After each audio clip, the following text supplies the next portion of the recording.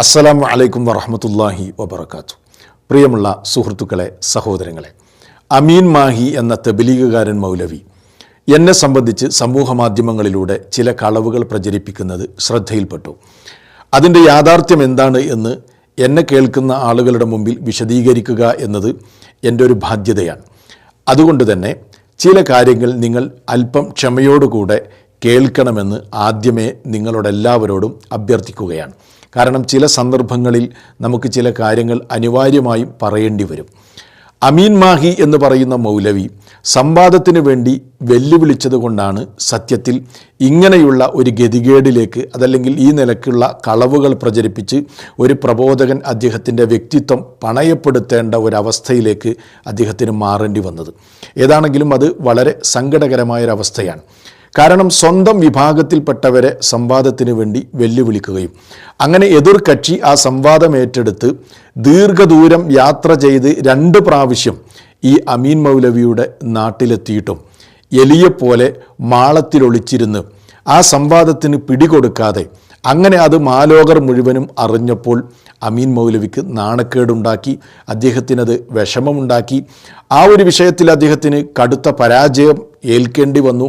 ഈ ഒരു പതനത്തിൽ വിഷമം പൂണ്ട് സങ്കടപ്പെട്ടുകൊണ്ട് സലഫികളോടുള്ള അടങ്ങാത്ത വൈരാഗ്യവും പകയും അദ്ദേഹത്തിൻ്റെ മനസ്സിൽ ആളിക്കത്തിക്കൊണ്ടിരിക്കുന്ന അഗ്നിയുമൊക്കെയാണ് ഇങ്ങനെയുള്ള ഒരു പ്രചാരണത്തിന് അദ്ദേഹത്തെ പ്രേരിപ്പിച്ചത് എന്നാണ് ഞാൻ മനസ്സിലാക്കുന്നത്.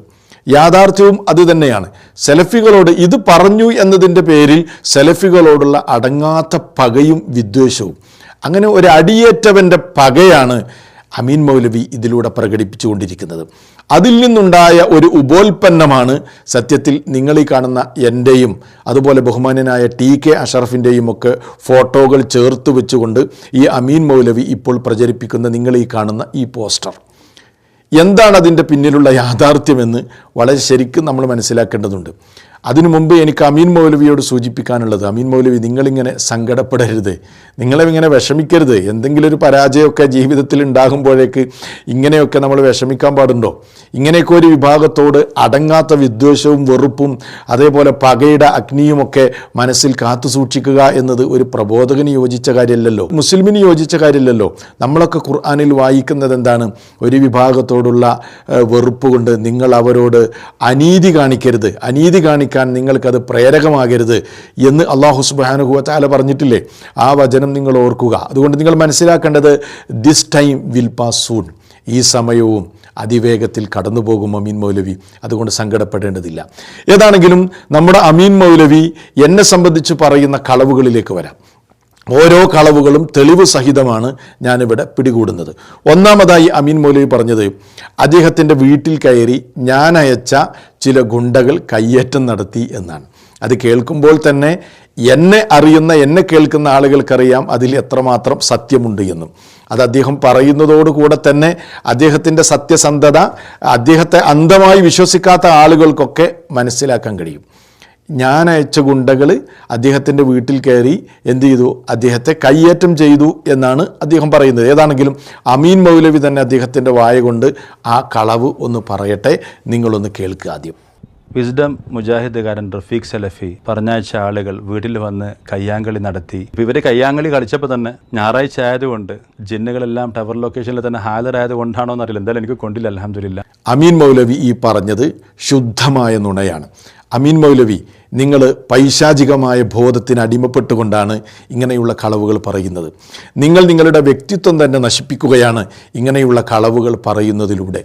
ഞാൻ ഒരാളെയും നിങ്ങളുടെ വീട്ടിലേക്ക് അയച്ചിട്ടില്ല, എനിക്കങ്ങനെ അയക്കേണ്ട ആവശ്യവുമില്ല.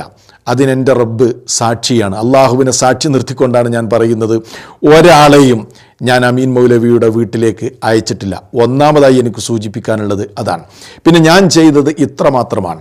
കുറേ കാലമായി അകാരണമായി സലഫികളോടുള്ള അടങ്ങാത്ത ചില കാരണങ്ങളുണ്ട്. അതിന് അദ്ദേഹത്തിന് സലഫികളോട് ചില വെറുപ്പും വിദ്വേഷമൊക്കെ ഉണ്ട്. അദ്ദേഹത്തിൻ്റെ മനസ്സിൽ അടങ്ങാത്ത ചില പകകളൊക്കെ ഉണ്ട്. അതൊക്കെ ഞാൻ പിന്നീട് ആവശ്യമായി വരികയാണെങ്കിൽ ഞാൻ പറയാം.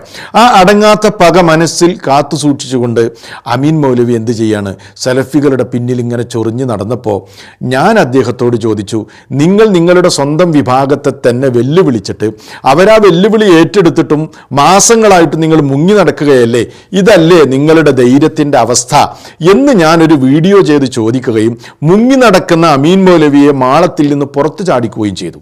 ഇത് മാത്രമാണ് ഞാൻ ചെയ്തത്. അതല്ലാതെ ഞാനൊരാളെയും അയച്ചിട്ടില്ല, എനിക്കങ്ങനെ അയക്കേണ്ട ആവശ്യവുമില്ല. സംവാദത്തിന് പോയ ഇഖ്ബാൽ മൗലവി തന്നെ ആ യാഥാർത്ഥ്യം നിങ്ങളോട് പറയും. ഞാനാണോ അദ്ദേഹത്തെ അയച്ചത്, അതല്ല അദ്ദേഹം സ്വന്തം ഈ വെല്ലുവിളി ഏറ്റെടുത്തു പോയതാണോ എന്ന് ഇഖ്ബാൽ മൗലവി തന്നെ പറയട്ടെ. നിങ്ങൾ അദ്ദേഹത്തെ കേൾക്കുക. പിന്നെ അദ്ദേഹം ഇതിലേക്ക് വിസ്ഡം മുജാഹിദിനെയും റഫീഖ് സലഫിയൊക്കെ വലിച്ചുകൊണ്ട് വരുന്നുണ്ട്. റഫീഖ് സലഫിക്കോ വിസ്ഡം മുജാഹിദിനോ ഇതിൽ യാതൊരു പങ്കുമില്ല. റഫീഖ് സലഫി ഒളിച്ചിരുന്ന മുങ്ങി നടന്ന അമീൻ മൗലവിയെ ചർച്ചയുടെ തീയതി പറയിപ്പിച്ചു എന്ന ക്രെഡിറ്റാണ് റഫീഖ് സലഫിക്കുള്ളൂ. എന്നതിനപ്പുറം റഫീഖ് സലഫി എന്നെ പറഞ്ഞു വിട്ടിട്ടില്ല, അതിനോട് ചെല്ലാനും പറഞ്ഞിട്ടില്ല, അവിടെ പോകാനുള്ള കാര്യങ്ങളോ സമ്പാദ്യ വിഷയമോ ഒന്നും റഫീഖ് സലഫിക്ക് ഒരു ബന്ധമില്ല. വെറുതെ റഫീഖ് സലഫി ഇതിലേക്ക് വലിച്ചിഴക്കാൻ. റഫീഖ് സലഫിയെ സംവാദത്തിൽ വെല്ലുവിളിച്ചപ്പോൾ നിങ്ങൾ തമ്മിൽ സംവാദം തീർത്തിട്ട് പോരെ ഞാനുമായിട്ട് എന്ന് പറഞ്ഞ സ്ഥിതിക്ക് റഫീഖ് സലഫി ക്ഷണിച്ച സംവാദത്തിന് ഞാൻ തയ്യാറെന്ന് പറഞ്ഞ് റഫീഖ് സലഫി ക്ഷണിച്ച് ഞാനുമായിട്ട് സംവാദത്തിൽ അതിന് തയ്യാറായതാണ്. അതല്ലാതെ റഫീഖ് സലഫിക്കോ വിസ്ഡത്തിന് ഇതിന് യാതൊരു പങ്കുമില്ല. കേട്ടില്ലേ സുഹൃത്തുക്കളെ, എത്ര വ്യക്തമാണ്.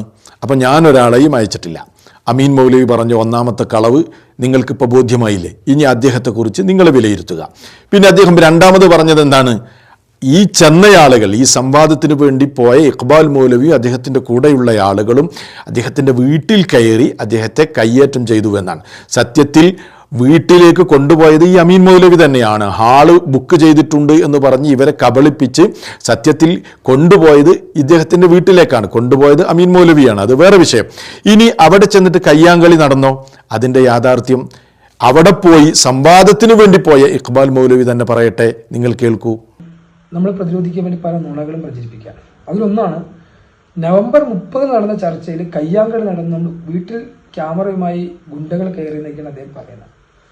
അദ്ദേഹം ഹാളാണെന്ന് പറഞ്ഞ് ക്ഷണിച്ചുകൊണ്ട് പോയതാണ്. അദ്ദേഹം റോഡിൽ നിന്ന് തന്നെ ഞങ്ങളെ ക്യാമറ എടുത്തതാണ്. അദ്ദേഹം ഞങ്ങളുടെ വീഡിയോ ക്യാമറ എടുക്കുന്നത് തന്നെ നമ്മുടെ കയ്യിലുണ്ട്. അദ്ദേഹം തന്നെയാണ് ക്യാമറ ഓണാക്കിയത്. റോഡിൽ വെച്ച് അദ്ദേഹം ഓണാക്കിയിട്ടുണ്ട്. വീട്ടിലേക്ക് എന്നല്ല പറഞ്ഞത്, ഹാളിലേക്ക് എന്ന് പറഞ്ഞത്. ഹോള് കാണിക്കാൻ വേണ്ടി നമ്മൾ ഹോൾ എന്ത് ചെയ്തു, വീഡിയോ എടുത്തു. എന്നിട്ട് അദ്ദേഹം പറയുന്നത് നമ്മൾ അദ്ദേഹത്തെ കൈവച്ചു കയ്യാങ്കളി നടത്തിയതാണ്. ഈ ചർച്ച മുഴുവനും അദ്ദേഹം ലൈവ് ചെയ്യാമെന്ന് പറഞ്ഞാൽ വിളിച്ചത്. കയ്യാങ്കളി ഉണ്ടെങ്കിൽ ലൈവിൽ അദ്ദേഹം കാണിക്കണമായിരുന്നു, ലൈവ് ഇട്ടില്ല. ഓക്കെ, അങ്ങനെ അദ്ദേഹം വീഡിയോ എടുത്തിട്ടുണ്ടല്ലോ, വീഡിയോ എവിടെയെങ്കിലും കയ്യാങ്കളി നടന്ന് അദ്ദേഹം കാണിക്കട്ടെ. കേട്ടില്ലേ സുഹൃത്തുക്കളെ, ഒരു കയ്യാങ്കളിയും അവിടെ നടന്നിട്ടില്ല. മാത്രമല്ല ഇഖ്ബാൽ മൗലവി ഇദ്ദേഹത്തെ വെല്ലുവിളിക്കുകയാണ്. അവിടെ നടന്ന ഓരോ ചലനങ്ങളും ഔദ്യോഗികമായി അമീൻ മൗലവി തന്നെ ക്യാമറ കൊണ്ട് റെക്കോർഡ് ചെയ്തിട്ടുണ്ട്. അങ്ങനെ കയ്യാങ്കളി നടന്നിട്ടുണ്ടെങ്കിൽ ആ ഭാഗം നിങ്ങൾ പുറത്തുവിടണ്ടേ? ആ ഭാഗം നിങ്ങൾ ജനങ്ങളെ കാണിക്കണ്ടേ? എന്താണ് അമീൻ മൗലവി കാണിക്കാത്തത്? അമീൻ മൗലവിക്ക് ധൈര്യമുണ്ടെങ്കിൽ അവിടെ ഈ പോയ ആളുകൾ ഞാനുമായി ബന്ധമല്ല, ഏതാണെങ്കിലും പോയ ആളുകൾ നിങ്ങളോട് കയ്യാങ്കളിക്ക് വന്നിട്ടുണ്ടെങ്കിൽ ആ വീഡിയോ ദൃശ്യം നിങ്ങൾ തന്നെയല്ലേ റെക്കോർഡ് ചെയ്ത് നിങ്ങളുടെ ക്യാമറയിലൂടെ പുറത്തുവിടൂ. അമീൻ മൗലവി, നിങ്ങളുടെ കയ്യിൽ ഒരല്പമെങ്കിലും സത്യസന്ധതയുണ്ടെങ്കിൽ ഇതെൻ്റെ വെല്ലുവിളിയാണ്. അപ്പോൾ ആ കാര്യം നിങ്ങൾക്ക് ബോധ്യമായില്ലേ? ഇനി അവിടെ നടന്നത് എന്താണ്? അവിടെ എന്താണ് നടന്നത്? ഒരു ചെറിയ വീഡിയോ, മിന്നുന്ന ഒരു ദൃശ്യം കാണിച്ചുകൊണ്ട് ഈ അമീൻ മൗലവി കബളിപ്പിക്കുന്നുണ്ട് അദ്ദേഹത്തിൻ്റെ വീഡിയോയിൽ. അപ്പോൾ ജനങ്ങൾ വിചാരിക്കും ഇയാൾ അടിക്കാൻ പോയതാണ് എന്നൊക്കെ. എന്താണ് അവിടെ നടന്നത് എന്ന് അവിടെ പോയ ഇഖ്ബാൽ മൗലവി വീണ്ടും പറയട്ടെ, നിങ്ങൾ കേൾക്കൂ. അതിനകത്ത് ആകെ കാണിക്കുന്നത് ഒരു ഫോണിൽ ഇങ്ങനെ അദ്ദേഹം ഇങ്ങനെ വീഡിയോ, ഓൾറെഡി അവിടെ ലക്ഷങ്ങൾ വില മതിക്കുന്ന സ്റ്റുഡിയോ സെറ്റപ്പിലാണ് നമ്മൾ ചർച്ച നടക്കുന്നത്. അങ്ങനെ ക്യാമറയും എല്ലാം അവിടെ ഉണ്ട്. അതോടൊപ്പം തന്നെ ഇദ്ദേഹത്തിൻ്റെ പോക്കറ്റിൽ നിന്ന് ക്യാമറ എടുത്ത് ഇങ്ങനെ പിടിക്കും. ഞാൻ സംസാരിക്കുമ്പോൾ എൻ്റെ വായിൻ്റെയും മൂക്കിൻ്റെയും അടുത്തേക്ക് ചേർത്ത് ഇങ്ങനെ ക്യാമറ കൊണ്ടുവരും. എൻ്റെ മാത്രമല്ല, അവിടെ ഇരുന്ന സുൽഫിക്കർ സാഹിബിൻ്റെ പോലും മുഖത്തിനെ അടുപ്പിച്ച് ഇങ്ങനെ ക്യാമറ കൊണ്ടുവരുന്നത്. ഇതിങ്ങനെ ക്യാമറ ആ രൂപത്തിൽ വീഡിയോ എടുക്കുന്നുണ്ട്. കാരണം ഒറിജിനൽ മൊബൈലല്ലാത്ത രൂപത്തിലുള്ള ക്യാമറയും നല്ല ക്ലിയർ ആയിട്ട് കിട്ടുന്നുണ്ട്. അപ്പോൾ ആളുകളുടെ മുഖം ഒരു വികൃതമായ രൂപത്തിൽ കിട്ടാൻ വേണ്ടി ഇദ്ദേഹം മുഖത്തിൽ അടുപ്പിച്ച് ഇങ്ങനെ ക്യാമറ എടുക്കുന്നത്. അപ്പോൾ പല പ്രാവശ്യം ചെയ്തപ്പോൾ മനസ്സിലായതുകൊണ്ടും അവിടെ ഇരിക്കുന്ന ആളുകൾ അദ്ദേഹത്തെ തിരുത്തി കൊടുത്തു. അങ്ങനെ ചെയ്യരുത്. ഇവിടെ ഓൾറെഡി ഇത്ര സെറ്റപ്പുള്ള ക്യാമറയൊക്കെ ഉണ്ടല്ലോ, അതിനിടയിൽ പിന്നെ നിങ്ങൾ ഇങ്ങനെ ഈ ക്യാമറ മുഖത്തെ കൊണ്ടുവരുന്നത് ശരിയല്ല. അത് സംസാരിച്ചുകൊണ്ടിരിക്കുന്ന ഒരാൾ സംസാരിച്ച് ഇടയിൽ ഇങ്ങനെ കൊണ്ടുവരുന്നത് അദ്ദേഹത്തിന് സംസാരിക്കാൻ ബുദ്ധിമുട്ടാകും എന്നൊക്കെ പലതവണ പറഞ്ഞിട്ട് അദ്ദേഹം കേട്ടില്ല. അങ്ങനെ ഞാൻ സംസാരിച്ചുകൊണ്ടിരുന്നപ്പോൾ തന്നെ അദ്ദേഹം ക്യാമറ എങ്ങനെ പിടിച്ചു എൻ്റെ സംസാരം തുടങ്ങി പിന്നെയും എൻ്റെ മൂക്കിൻ്റെ മാനടുത്തേക്ക് കൊണ്ടുവരാം. ഞാനപ്പോൾ തട്ടി മാറ്റി. ഈ ഫോൺ തട്ടിയതിന് അദ്ദേഹം എന്താക്കി, അത് ഗുണ്ടായിസമാക്കി മാറ്റി. എന്നിട്ട് അദ്ദേഹം അതിങ്ങനെ പ്രചരിപ്പിക്കുക. അപ്പം ഇങ്ങനെ പല നുണകളും അദ്ദേഹം പുറത്തു വിടട്ടെ, അദ്ദേഹമായിട്ട് നടന്ന കയ്യാങ്കളി അദ്ദേഹം പുറത്തു വിടട്ടെ. കേട്ടില്ലേ സഹോദരങ്ങളെ, സ്വാഭാവികമല്ലേ? ഔദ്യോഗികമായി ഒരു ക്യാമറയിൽ അവിടെ നടക്കുന്ന ഓരോ സംസാരങ്ങളും റെക്കോർഡ് ചെയ്യുന്നുണ്ട്. അതിനു പുറമെ ഈ അമീൻ മൗലവി എന്ന് പറയുന്ന വ്യക്തി ചെയ്തത് എന്താണെന്നറിയോ? ഇയാളെ മൊബൈൽ പിടിച്ചിട്ട് മറ്റുള്ളവരുടെ മുഖത്ത് കൊണ്ടുപോയി അവരുടെ ചിത്രം വികൃതമായ നിലക്കെടുത്ത് അവരെ അപമാനിക്കുന്ന നിലക്കുള്ള ഒരു റെക്കോർഡിങ്. അതിൻ്റെ ആവശ്യമില്ലല്ലോ. പല പ്രാവശ്യവും പലരും അവിടെ പറഞ്ഞു ആ പണി നിങ്ങൾ ചെയ്യരുത് എന്ന്. കാരണം ഇയാളുടെ ഒരു സംസ്കാരം അതാണ്, ഇയാളുടെ ഒരു സ്വഭാവം അതാണ്. അത് ചെയ്യരുതെന്ന് പറഞ്ഞപ്പോൾ സ്വാഭാവികമായും നമ്മുടെ മുഖത്തേക്ക് മറ്റൊരാൾ അനുവാദമില്ലാതെ മൊബൈൽ പിടിച്ചു വരുമ്പോൾ അത് തട്ടിമാറ്റുക സ്വാഭാവികമല്ലേ? അത് മാത്രമാണ് അവിടെ നടന്നിട്ടുള്ളത്. അതല്ലാത്ത കയ്യേറ്റം നടന്നു എന്ന് നിങ്ങൾ, അള്ളാഹനെ പേടി നിങ്ങൾക്കില്ല, വിചാരണയെ നിങ്ങൾക്ക് ഭയമില്ല, മരണത്തെ നിങ്ങൾക്ക് പേടിയില്ല. ഇതൊന്നുമില്ലാതെ നിങ്ങളുടെ മനസ്സിൽ കുടികേറിയ ചില പകയുടെയും വിദ്വേഷത്തിന്റെയും ആളിക്കത്തുന്ന അഗ്നിയുടെയും ഫലമായി പൈശാചികതക്ക് അടിമപ്പെട്ടുകൊണ്ട് നിങ്ങൾ പറയുന്ന ഈ കാര്യം അത് സത്യമാണെങ്കിൽ നിങ്ങളെ കേൾക്കുന്ന ആളുകൾക്കെങ്കിലും നിങ്ങൾ ആ വീഡിയോ എടുത്ത് പുറത്തു വിടുക അമീൻ മൗലവി. അപ്പം നിങ്ങൾ പറയുന്ന കളവ്, ഈ 3 കളവും ഞാനിവിടെ പിടികൂടി. ഞാൻ അയച്ചിട്ടില്ല, കയ്യാങ്കളി നടന്നിട്ടില്ല, നടന്നത് എന്താണ് എന്ന് വ്യക്തമായ നിലയ്ക്ക് നിങ്ങൾ കേട്ടു. ഇനി അടുത്ത പ്രശ്നം എന്താണെന്നറിയോ? അദ്ദേഹത്തിൻ്റെ വീഡിയോയുടെ തുടക്കത്തിൽ എൻ്റെ ചില വോയിസ് ക്ലിപ്പുകൾ അദ്ദേഹം പ്രചരിപ്പിക്കുന്നുണ്ട്. ഞാൻ അദ്ദേഹത്തിന് വ്യക്തിപരമായി അയച്ച വോയിസ് ക്ലിപ്പുകൾ ഞാൻ അയച്ചത് തന്നെയാണ്. പക്ഷേ അതിനൊരു സാഹചര്യമുണ്ട്. അതുകൂടെ എൻ്റെ ശ്രോതാക്കൾ മനസ്സിലാക്കണം. അതെപ്പോഴാണെന്നറിയോ? ഈ അമീൻ മൗലവി തീരെ സംസ്കാരമില്ലാത്ത ഒരാളാണ്. പറയേണ്ടി വന്നതിൽ എനിക്ക് ദുഃഖമുണ്ട്. ഇയാൾ മറ്റുള്ളവരോട് പെരുമാറുന്ന കാര്യത്തിൽ വളരെ മോശമാണ്. പറയാതിരിക്കാൻ കഴിയില്ല. കാരണം ഒരു വോയിസ് മാത്രം നിങ്ങൾ കേട്ടാൽ പോരാ, അതിൻ്റെ മറുപുറവും കൂടി കേൾക്കണം. എന്താ ഇയാൾ ചെയ്തതെന്നറിയോ? ഞാൻ ഈ വീഡിയോ ചെയ്തു, ഇദ്ദേഹം എന്താ ഒളിച്ചിരിക്കുന്നത് എന്ന് ചോദിച്ച്. അതിനുശേഷം ഇയാൾ എനിക്ക് സ്വൈരം തന്നിട്ടില്ല. ഇയാൾ എന്താ ചെയ്തതെന്നറിയോ? എൻ്റെ ഫോണിലേക്ക് നിരന്തരമായി മെസ്സേജ് അയച്ച് എന്നെ ചീത്ത വിളിക്കാൻ തുടങ്ങി.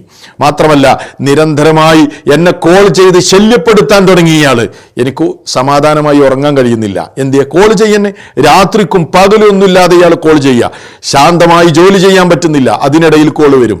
ഒരു സ്റ്റുഡിയോ കയറി റെക്കോർഡ് ചെയ്യാൻ പറ്റുന്നില്ല, അതിനിടയിൽ കോൾ വരും. നമ്മൾ പ്രതീക്ഷിക്കാത്ത സമയത്തൊക്കെ ഇയാൾ എന്നെ വിളിച്ച് ശല്യപ്പെടുത്തിക്കൊണ്ടിരുന്നപ്പോൾ ഞാൻ ഇയാളോട് പ്രതികരിച്ചു. അതിൽ ഞാൻ അസഭ്യമൊന്നും പറഞ്ഞിട്ടില്ല.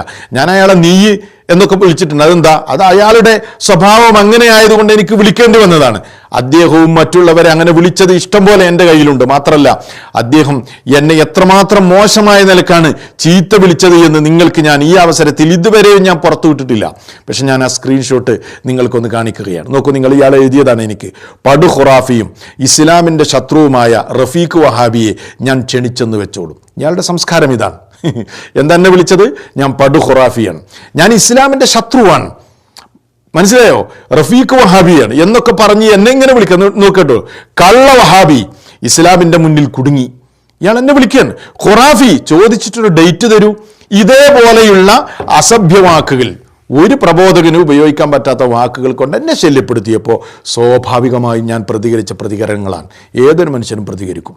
ഞാനൊരു മനുഷ്യനാണ്, ഞാൻ ആ നിലക്ക് പ്രതികരിച്ചതാണ്, അത് ഞാൻ നിഷേധിക്കുന്നില്ല. എന്നാൽ ഇയാൾ എന്നെക്കുറിച്ച് പറയുന്ന ഈ പോസ്റ്റ് ഇയാൾ എൻ്റെയും ടി കെ അഷ്റഫിൻ്റെയും പേര് വെച്ച് പ്രചരിപ്പിക്കുന്നുണ്ടല്ലോ, ഇത് പച്ചക്കളവാണ്. എനിക്കതിനോടൊരു ബന്ധവുമില്ല.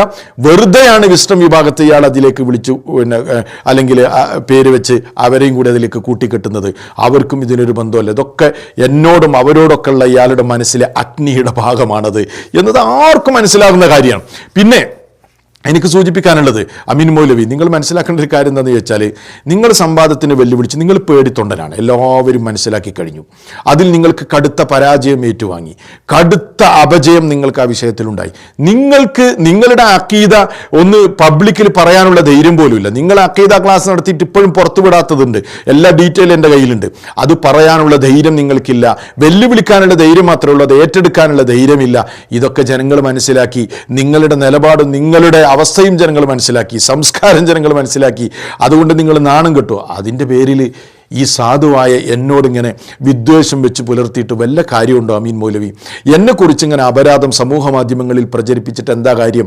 നിങ്ങളുടെ പേരിൽ ആ തെറ്റും അള്ളാഹു രേഖപ്പെടുത്തും, അതിന് നിങ്ങൾ പരലോകത്ത് മറുപടി പറയേണ്ടി വരും എന്നല്ലാതെ. അതുകൊണ്ട് നിങ്ങൾ അല്പം പക്വമായി ചിന്തിക്കുക, വൈരാഗ്യ മനസ്ഥിതി മാറ്റിവെക്കുക. ഈ സമയവും കടന്നു പോകുമെന്ന് ഒരിക്കൽ കൂടി നിങ്ങൾ മനസ്സിലാക്കുക. ഏതാണെങ്കിലും അള്ളാഹു സത്യത്തിലൂടെ മുന്നേറാൻ അള്ളാഹു നിങ്ങൾക്ക് തൗഫീഖ് നൽകട്ടെ എന്ന് ഞാൻ ദുആ ചെയ്യുകയാണ്. ഇതാണ് ഈ വിഷയവുമായി ബന്ധപ്പെട്ട് എനിക്ക് പറയാനുള്ളത്. വസ്സലാമു അലൈക്കും വറഹ്മത്തുള്ളാഹി വബറകാതുഹു.